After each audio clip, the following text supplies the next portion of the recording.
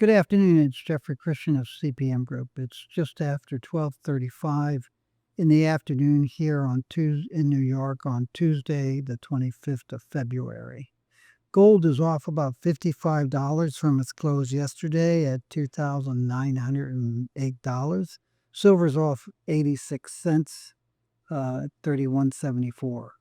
Platinum, palladium, copper are off. There is a general sell-off across financial assets and financial markets, representing concerns about the state of the U.S. and global economies and political systems. I want to talk today, I guess I gave it this title of CPM, Why CPM Dislikes Liars in Precious Metals Markets. I want to talk about how investors will lose money in gold and silver, how they have in the past, in the recent past, and in the distant past.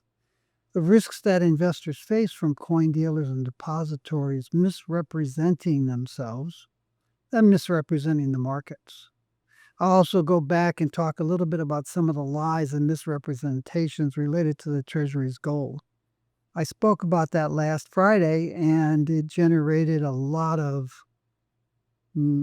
inaccurate comments by true believers, including one fellow who is, I guess he's a coin dealer, or maybe he's a depository. He represents himself as a depository and claims that he has the capacity to hold twice as much gold as Fort Knox, which Fort Knox has about 147 million ounces of gold.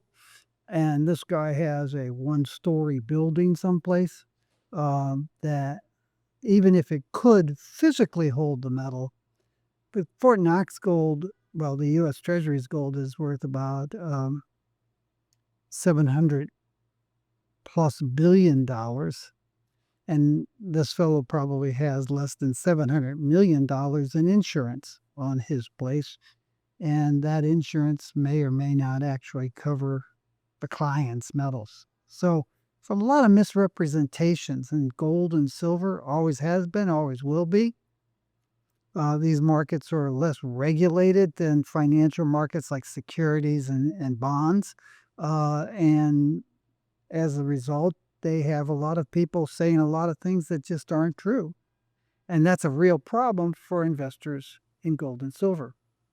So bear with me. I've got a lot to cover today. Now, some precious metals investors, maybe 10% of those in North America and Europe, worry about government confiscation of their gold and silver. Around the world, a lot of other investors laugh at the North American investors about the concern about that. In Europe, it's probably maybe a little bit more true because there's a longer history of governments coming and going and currencies coming and going. It's a misplaced fear. And it's based partly on 90-year-old history from 1930s.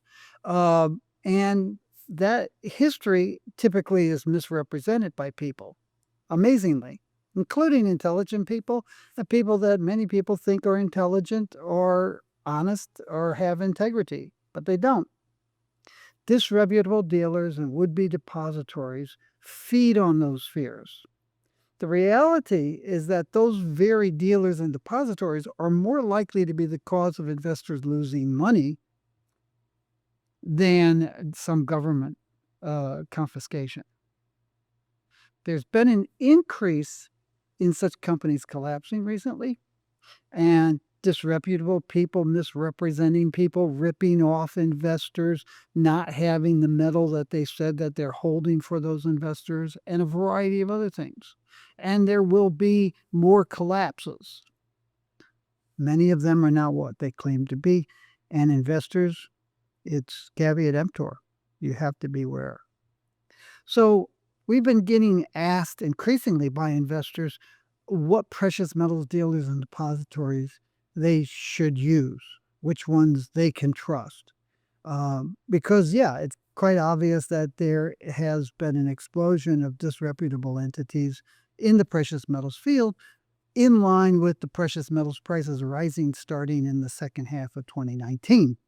We had the whole Wall Street scandal, silver scandal, 2021, and we have new ones that are around and abroad in the market today. Now, CPM Group has address this issue. Where do you store your metal? How do you store your metal? How do you know you're getting a good price? We've done this. We've advised this clients, large and small investor clients, and mining clients since the early 1980s. In the 1990s, we had a mining company, a major gold mining company, that asked us, how do we know if we're getting the best possible price? We had been advising that client, that mining client, for more than a decade, and we knew how it sold its gold. We knew that it called one single bullion bank every morning and asked for the price of gold, got the quote, and then placed an order. We said, you have to ask more than one bank. You know, survey the market, see what the price is, not what the premium is above some spot price, which may or may not be an accurate spot price or a representative spot price. See what the price is and take the best price out of a series of several offers. Okay? That mining client, we knew, only asked one. We told it what it needed to do to know if that was a good price. And for several years more, that company continued to be our client and never added a second bank to its calls, its daily calls to sell its metal. Typically, I think we've made a mistake. Typically, what we'll do is we'll provide advice and talk to investors about what to watch out for, and we'll give them a list of dealers and depositories that CPM Group trusts and respects. And we'll also steer investors away from some of the dealers and depositories that we do not respect or that we are concerned about or would be concerned about if our metal, let alone our client's metal, were in those depositories. That's been half of a good response. A better response would be to include more information than we have about the risks present in some of the dealers and depositories that we do not recommend, and information about how investors can try to choose safer counterparts. Now, with the response that we got to Friday's video on the gold that the U.S. Treasury has, not only in Fort Knox, but at West Point and at other depositories around the country, I was talking to Bob Coleman, who was a once and future client of ours, or at least a one-time past client of ours. He runs a Idaho Armored Vaults and a gold silver vaults company, and he has his company Profits Plus Capital Management and another one, Profits Plus Precious Metals. He operates, as does CPM Group, as a fiduciary. He has a legal obligation to deal with his clients in their best interest as opposed to his best interest. And CPM Group is a fiduciary too, as well. And we've used Bob in presentations. He is an incredibly thorough and knowledgeable person. You've probably seen videos maybe on YouTube recently where he's explained what EFPs are and things like that. And I want to say special thanks to him, because in our discussions yesterday about the state of the market and the rise of disreputable and dangerous depositories that could collapse and cause their clients to lose their metal and their wealth, he helped clarify a lot of these things and swap information, swap insights, and lead me to conclude that this is the right topic to talk about today. So what are some of the risks to look for? Unfortunately, there are severe limits into the due diligence that investors and others can undertake regarding dealers and depositories. A lot of these companies are private. They don't make their financial statistics available. You're not necessarily sure if you're dealing with the same company or if it's a subsidiary or a wholly owned subsidiary or a related company, that the company that you're buying from and the company that you're depositing from don't necessarily have overlapping liabilities. You have issues with credibility, with creditworthiness, with honesty, and with the financial stability of those dealers and depositories. When Bob and I were talking, we start talking about dealers who ran off with their clients' metal, or their secretary and their client's metal. And it was interesting because we just kept coming up. I was trying to remember the name of one of them, and I never did, but we kept coming up with other companies that have collapsed in that kind of situation. And unfortunately for investors, you have to be very careful. We tend to work with companies that are larger and that are, in some cases, public, eh, companies that will provide you some financial information. You can't go online and say, well, give me financial reports on that such and such company, because a lot of them are private, a lot of them are very small, a lot of them are undercapitalized and underinsured. You have to look at the parent company and the corporate structures and what companies you're actually dealing with. Am I dealing with the same company that has the insurance? You often cannot see the balance sheet of these companies because they're private. You're not necessarily clear who you're contracting with. It's perfectly understandable that you would have a separate company that runs a depository from a company that is a dealer buying and selling metal, for companies that store that metal in that, investors that store that metal in that depository. There's a lot of legitimate legal financial reasons to do that. But you have to be careful with the corporate structure and the overlap and the spread of liabilities and the coverage that you're seeing. You can't see the balance sheet of the company you're contracting with. For the most part, they will not provide that with you for you. You may not be, it may not be the parent company. It may not have sufficient capital. It may not have sufficient insurance. I've been in this business since the late 1970s, and it was very interesting because in the late 1970s and throughout the 80s into the 90s, you would have large scale trades, hundreds of millions of dollars of trades concluded by word of mouth.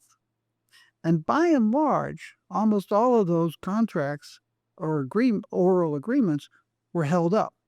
You felt that you could trust these people to make these large trades.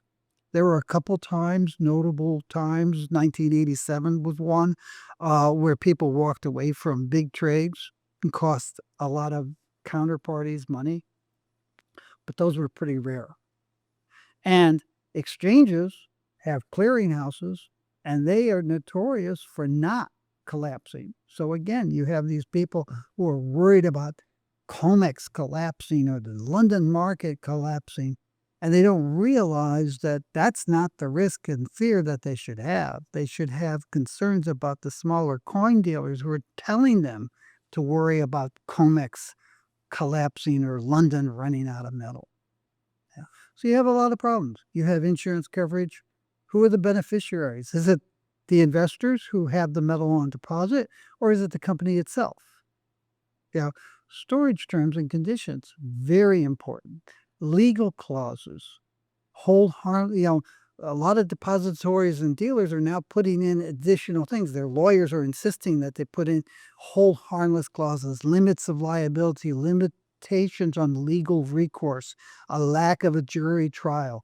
All that small print can kill an investor if the depository and the dealer goes down.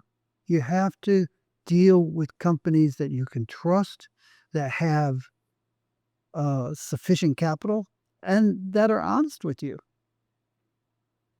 Now, related to this is who actually invests in gold and silver. People ask us that all the time. And I've got 3 anecdotes I'm going to run through. It's going to be kind of a long video. But the answer is in North America, most precious metals, 90% of the precious metals coins purchased in North America, the United States and Canada, are bought by college educated, upper income professionals aged 40 to 65. I saw a demographic study of precious metals investors in the late 1970s, just when I was starting off in this business, and that was the demographics. Additional demographic was that most of those people who were college educated, upper income professionals age 40 to 65 were male. I saw a similar demographic study in the early 90s, mid 90s, and it was the same demographics with one exception.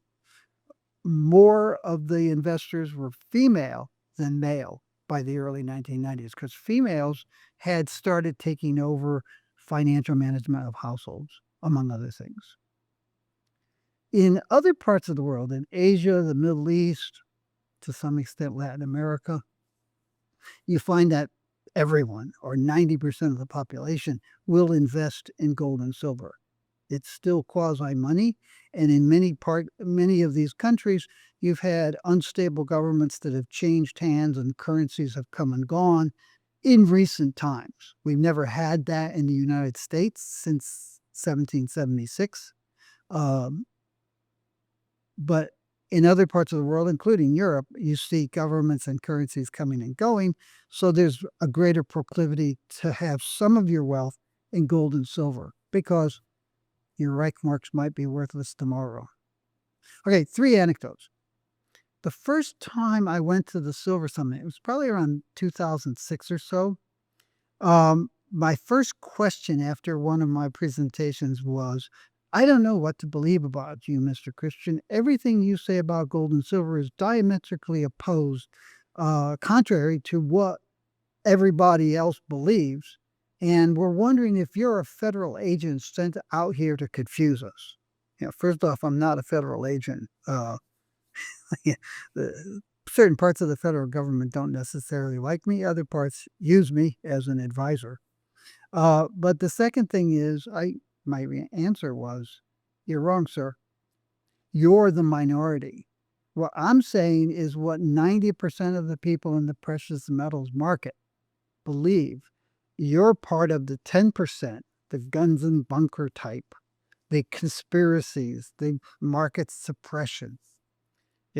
You're the minority. 90% of the people buying precious metals in America are college-educated, upper-income professionals aged 40 to 65 who are not overly suspicious and conspiracy-oriented. The second question I had was, if civil society breaks down, civil order breaks down, which is a better metal to have, silver or gold? And I said, if you think you're going to go, if civil order breaks down and you think you're going to go into the general store and buy some bread and some milk and some gasoline and pay for it with gold or silver, you're wrong. If civil society breaks down, by definition, if you go into the general store and say, I have some gold and silver coins, I'd like to buy some bread, some milk, and some gasoline, he will kill you, take your metal, and keep his goods. So the best metal to have in that kind of environment is lead. At which point I saw all these people looking at me saying, well, he's from New York and he has a beard and he has glasses, which I did at the time. And yet he seems to be thinking like we do. But the reality is that the vast majority of people in the precious metals market, the vast majority of people who watch these videos that CPM Group produces, they're not worried about government confiscation. They're worried about a dealer or a bank or a depository going bust and their metal being locked up. Now, I was working for J. Aaron, which was one of the 12 large precious metals trading companies, 1980, 1981. Late 1981, Goldman Sachs bought us. And at the time, we started going around. They bought J. Aaron because it was 1981, and they had a lot of clients who were buying and trading stocks and bonds and currencies with them, but not precious metals. And everybody else was buying precious metals. And so they said, we really want to be able to supply precious metals trading and investing to our clients. So they bought J. Aaron. And they would take me around and say, we'll take you to our clients and introduce you. And one of the first things that happened was they realized that a lot of their clients were J. Aaron's clients already. And we were trading precious metals with them. And they would say, gee, I didn't know that Eaton Vance or other trading institutional investors or private individuals that you bought precious metals? And they said, well, Goldman Sachs, prior to buying J. Aron, always said that gold and silver were for crazy people, and we didn't want you to think that your client was crazy, so we never told you, and you weren't offering it. There was no need for you to know, so we went to J. Aron. One of the clients was one of the handful of major private Swiss banks at the time. And I went to see them the first time with a investor, he's a salesman, broker from Goldman Sachs, who was a really close friend, perhaps the best friend of this banking family. He was the scion. He was I don't know, umpteenth generation running this private bank in Geneva. And I started to talk about the gold and silver markets and what I saw going on. And he stopped us and said, here, the problem with gold is that the coins these days are all ugly. And he picked up the phone and he had these three people coming with trays of gold coins from, 200, 2000 BC to the present. And he started going through his gold coin collection.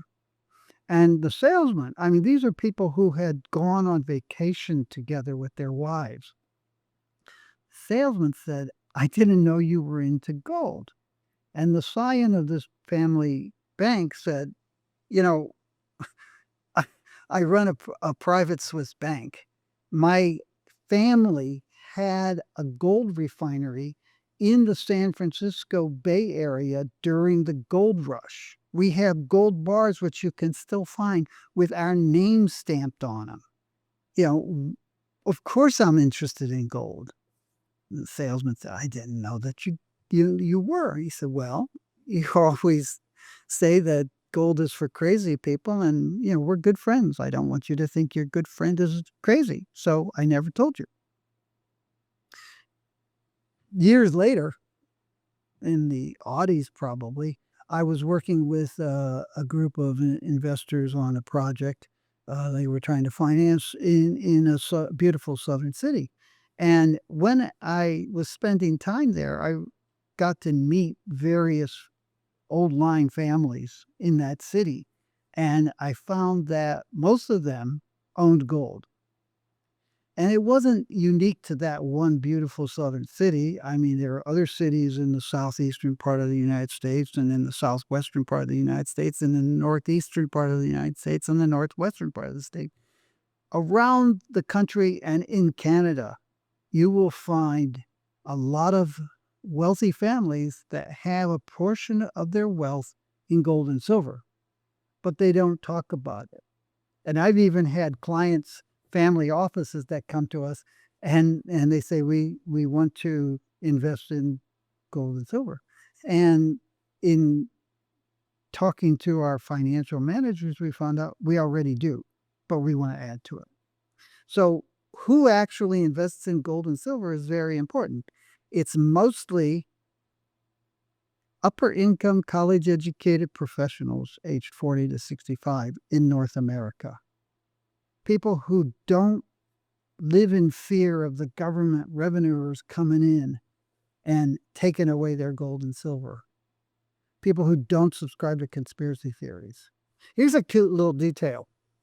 On September 13th, or maybe a couple days before it, the press release was on September 14th, 2011. Donald Trump famously accepted a rent payment for a new lease at 40 Wall Street, Trump building, in gold from Apnex, a precious metals dealer that was opening a New York office and renting office space at 40 Wall Street. The gold price had peaked at $1,920 5 trading days earlier on September 6th, 2011, on an intraday basis. On a settlement basis, it had actually settled the day before, September 5th, at $1,874. Trump bought high. In less than 2 years, the gold price had fallen 39% to $1,179 in June of 2013, and ultimately bottomed out at $1,056 on the last trading day of December 2015, which was 45% down from where Donald acquired his gold. It's the art of the deal. Buy high, sell low, and then lie about your return. This week, yesterday, the state government of Wyoming, let's not blame Wyomingians, let's blame the state government of Wyoming, passed legislation requiring that the state government hold at least $10 million in precious metals in its Treasury reserves. This is a bill that was sponsored by a state senator who is supported by precious metals dealers. Donald Trump bought at the peak. The state government of Wyoming has decided to buy. Is this a sign of that gold prices have peaked? Just something to watch out for. When the last bad money comes in, good money often says it's time to take profits. Now, to be fair, CPM Group has advised state and national governments and government agencies on buying gold and silver since the 1980s, since our inception. Actually, since before our inception, when we were at J. Aron and Goldman Sachs. We were advising national governments and others and some state agencies to buy gold and invest in gold. So we've always done that. But we help them invest wisely. We always emphasize the wisdom of buying low and locking in profits, either with a hedge or a sale, when the price is high. And no, we do not think the gold price has peaked yet, but we wouldn't be surprised if we're within range a year or two, maybe less, on a peak in the gold price. Last Friday, I was talking about the gold at the U.S. Treasury has, which has been audited. And I misrepresented things. I made a mistake, and I'm going to admit it. I held up this book. This is the cover of it. And I talked about how you used to be able to get this at the U.S. Treasury website, but it's no longer available. And I sort of maybe gave the impression that this was a Treasury document. This is not a Treasury document. This was the hearing that Ron Paul put together in 2011 on, let's see what the title is, Investigating the Gold, H.R. 1495, the Gold Reserve Transparency Act of 2011, and the Oversight of U.S. Gold Holdings. And this was organized by Ron Paul, no one else. It has in it information. It's very good. It has Ron Paul saying, gee, I didn't realize that this gold was audited until I was preparing for this hearing. And as I said last week, he basically spent 20 years. And it's very interesting because somebody rolled him out yesterday to say, I still believe that the gold's not there. But in this hearing, he said, I didn't realize it was audited. And there's a very good discussion between Congress people at the hearing asking questions of Treasury representatives. And the Treasury representatives talked about the big assay and audit that was done in the early 2000s. And earlier partial audits and the annual audits that an independent auditor, KPMG, I believe, do. And in this report, there are lists of the 84 assays of representative bars and samples taken from bars. It was 84 assays, but the assays, I believe, included several bars each. And the fact that 699,515 bars were weighed, inspected, and checked off against the Treasury's bar list.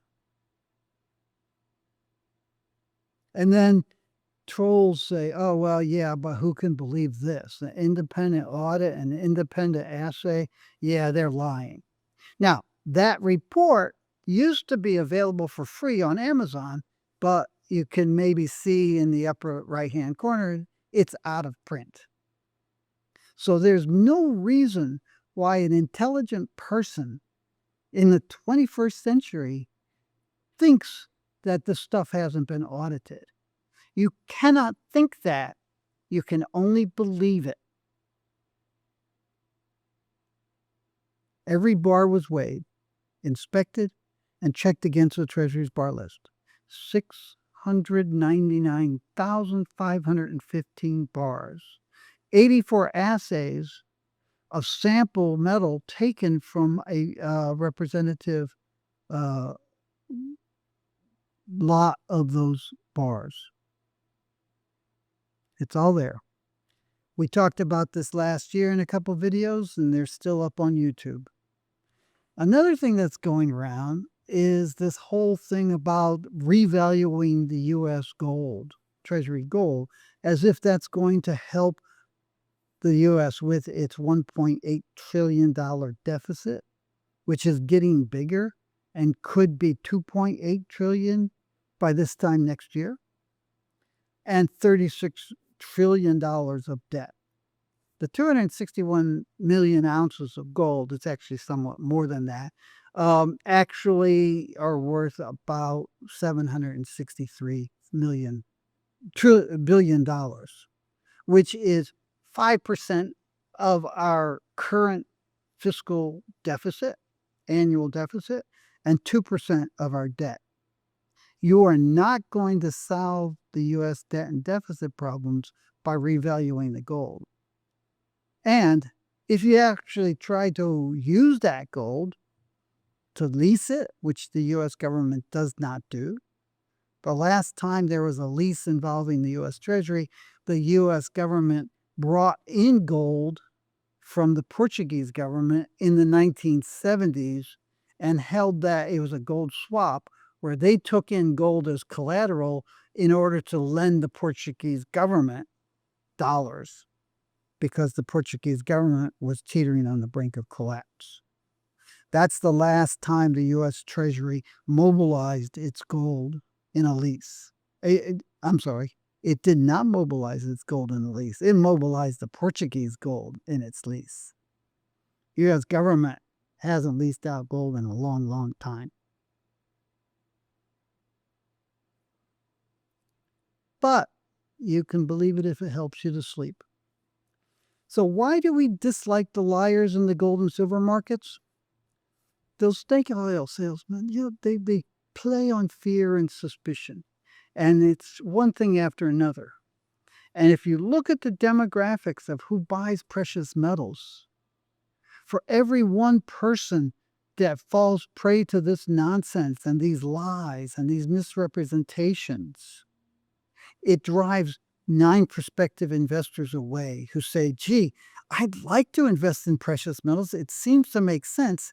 But when I look and see what are people saying about precious metals, it's nonsense. It's conspiracy theories. It's silly stuff about price suppression. It's by people who clearly have no idea how COMEX futures options markets work, clearly have no idea about how the international precious metals market, let alone financial markets, work, clearly have no idea about finance. They can't even speak intelligently about balance sheets.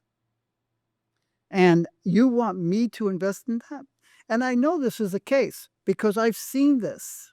I've seen it in the 80s and in the 90s up until today, where you have an institutional investor who says, I invest in stocks and bonds, and the stock market, the SEC and other national regulators make sure that if you're going to be writing something or saying something about a publicly traded company, you better have evidence to support that. Because if you say something stupid like, oh, there's no gold, they don't really have the gold that they say they have, and they take you to court and you can't give the court a legitimate explanation as to why you could possibly think that, you're in trouble. And the bond market's pretty much the same. There was a gold bug who claimed that the Banco do Brasil, the central bank of Brazil, had 60 million in naked shorts in the gold market. And the Banco do Brasil pointed out to the Ministry of Finance that as a nationally chartered bank in the United States, it was protected from slander, and this guy was slandering them. And it became an international incident involving the State Department and the Foreign Ministry of Brazil and the US Treasury and the Banco do Brasil. And the guy had to issue an apology, which was half-witted, and he put in something to try to make himself sound like maybe he had a legitimate reason for it, but he didn't. You know, I've seen this over and over again. Investors say, I would like to invest in gold and silver, and I'm coming from a place where there's government oversight of everything that's said and written about these stocks and bonds. And then I get to gold and silver, and the industry promotional agencies can't even get their data right. They've got stuff like futures and forwards somehow or other are hedged with spot physical sales, but only some futures and forwards. If a producer is hedging forward, then spot silver or gold sales are met. But if a fabricator is hedging forward, which they do, it doesn't involve physical metal. And you've had Charterhouse rules, you've had these promotional agencies bringing in senior bullion dealers from some of the largest bullion dealing banks and sat there for like 90 minutes saying, no, there's no physical gold involved in hedging. There's no physical gold involved in forwards. And the promotional agencies say, gee, we've been saying there has been for 25 years. Be kind of embarrassing if we admitted how little we knew about the gold market today. And then there's all this stuff about different crazy numbers for investment demand. But we'll cover that tomorrow in our Silver Facts and Fantasies. We have more than 500 people signed up. We have more than 160 questions, really good questions that have been sent in. I'm not sure how we're going to handle that because I really want to address those questions. And it may be that we're addressing them in these videos, the weekly videos that we do for months to come. But that is tomorrow, and we'll be talking a little bit more about some of the facts and fantasies in the silver market at that time. You're welcome to join us. You can go and sign up at the link on this slide. We'll be coming out with our gold yearbook March 25th, silver May 27th, and PGMs July 29th. And you can go to our website and pick up pre-order the yearbooks, buy other research, send us an email at info@cpmgroup.com. Sorry this went so long, but there was a lot to say today. I'll be talking to you on Friday, and then next Tuesday I won't be talking to you because we will be at the Prospectors and Developers Association of Canada conference, where we will be doing our 21st annual silver reception on Sunday night. Take care of yourself, take care of those around you, try to do something good for the world, and have a good week.